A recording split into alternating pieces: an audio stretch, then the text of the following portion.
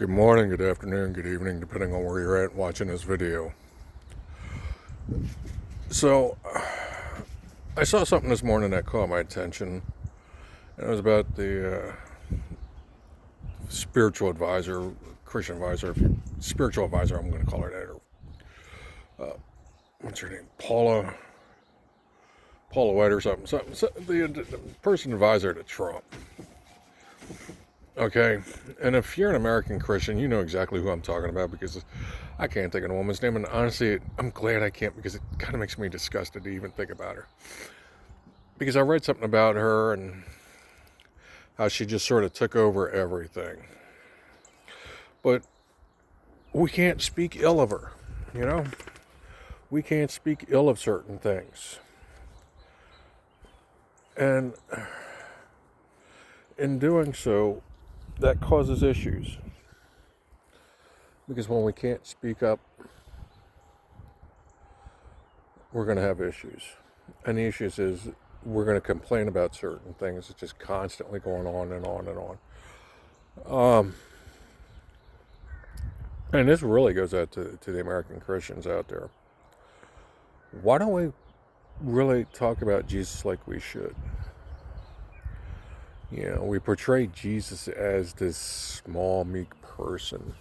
I don't think anybody's really understood what the word meekness means in the Bible. It wasn't weakness, being meek in the Bible. If anything, it was the opposite. It was restraining your power and strength from actually doing more harm to somebody. And that harm is very detrimental. And harm could be very physical, emotional, or things like that. You learn to restrain what you say, because people are people. So we learn to sort of cower and shrink our faith in Jesus. We don't talk about it. You know, fortunately, I'm seeing more and more people start to wear clothing, but how many of them are actually Christians? You know, like right here, as you see, you know, so I don't know if you can try and tell. I got a nice little cross somebody bought me. I wear it.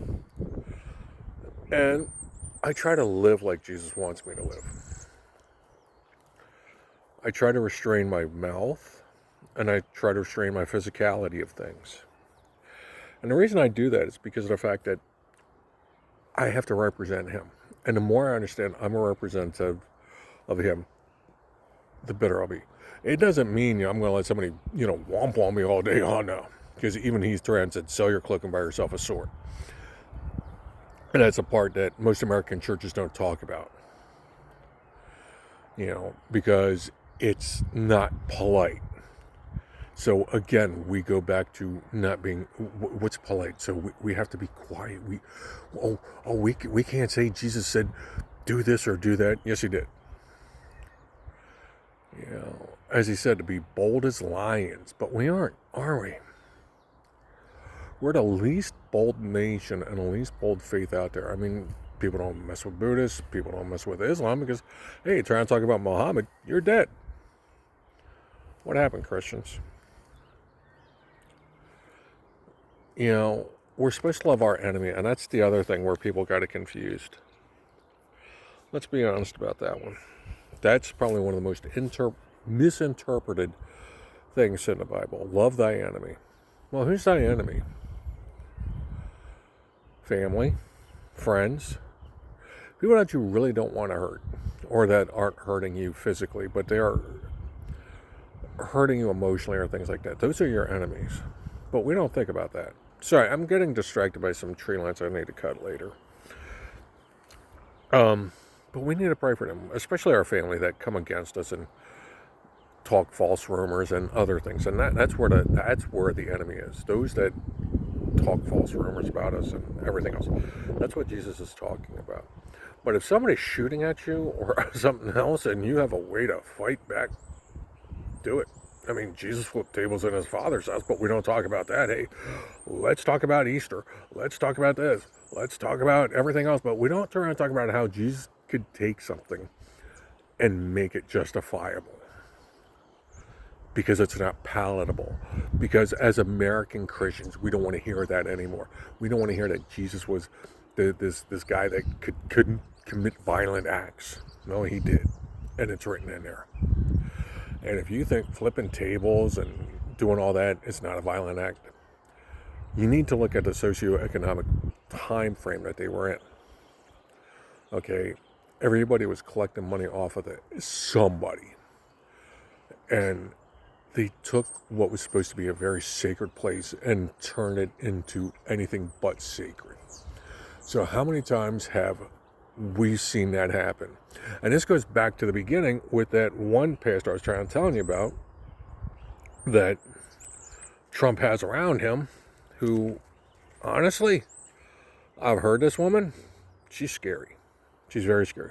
And I'm starting to pull away from other people on YouTube that I've followed because I don't agree with a lot of things they're saying. I really don't. And it's okay to not agree with somebody and pull away. But I'm not going to leave a negative, nasty comment. I'm just going to be like, yeah, let me pray about this and let me pray for this person. That's how you pray for your enemy. You don't pray for the guy that's got a gun to your head. You pray to Jesus. You do still pray, but you hope and pray. But the big thing is this. At the end of the day, if you constantly stay in prayer and you know somebody's going to do harm to you, just remember this. You're going home. Okay? If you do what's right and you're all that, you'll be fine. The problem is we have this mentality, saved on Sunday, sin on Monday, and we just repeat. Is it lather, wash, rinse, repeat? And that's what we do. Saved on Sunday, sin on Monday, Bible study on Wednesday, and maybe, and then we sit on Thursday, Friday, Saturday. Oh, here comes Sunday. We got saved again. That's why I don't like that song too much. I'm going to end it on this note. Sunday's coming.